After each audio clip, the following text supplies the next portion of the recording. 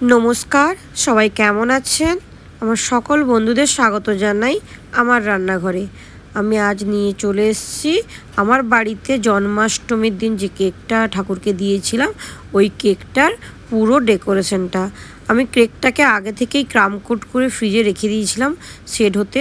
Crumb coat করে না set হলে ঠিকঠাকভাবে ফিনিশিং আমি আনতে পারি না, তাই জন্যই আমি ক্রামকোট করে ফ্রিজে রেখে দিই 2-3 ঘন্টার জন্য। তো এরপরে ওপরের আইসিংটা করে নেব। যেহেতু এখানে চকলেট ক্রিম লাগতো, চকলেট ক্রিম আমার শেষ হয়ে গেছিলো, তাই আমি ওপরেই ক্রিম আর গানাশ দিয়ে চকলেট ক্রিমটা করে নিয়েছি। দেখতেই পেলেন যে আমি কেমনভাবে করলাম। তারপরে ওইটাকে দিয়েই ভালো করে ফিনিশিং করে নিচ্ছি। একটা স্ক্রাবার দিয়ে সাইডটা করে নিয়েছি আর ওপরটা প্যালেট নেপ দিয়ে ভালো করে ফিনিশিং করে নিয়েছি। তারপরে গানাশ দিয়ে এর ওপরটাকে পুরোটা কোট করতে হবে। পুরোটাই যেহেতু চকলেটের কোট থাকবে, তাই গানাশ দিয়ে এরকম ভালো করে কোট করতে হবে। আর গানাশটা যেন একটু গরম গরম থাকে, খুব ঠান্ডা হয়ে গেলে কিন্তু আপনারা কোট করতে পারবেন না, আর উপরটা এরকমভাবে ফিনিশিং আসবে না।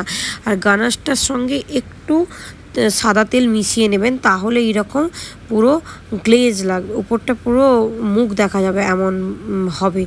তো দেখতেই পাচ্ছেন এই যে আমি এরকমভাবে করে নিয়েছি।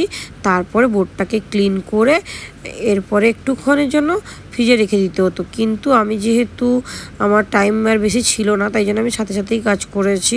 এইটা হচ্ছে আমার সবথেকে বড় ভুল, সাথে সাথে কাজ করাটা।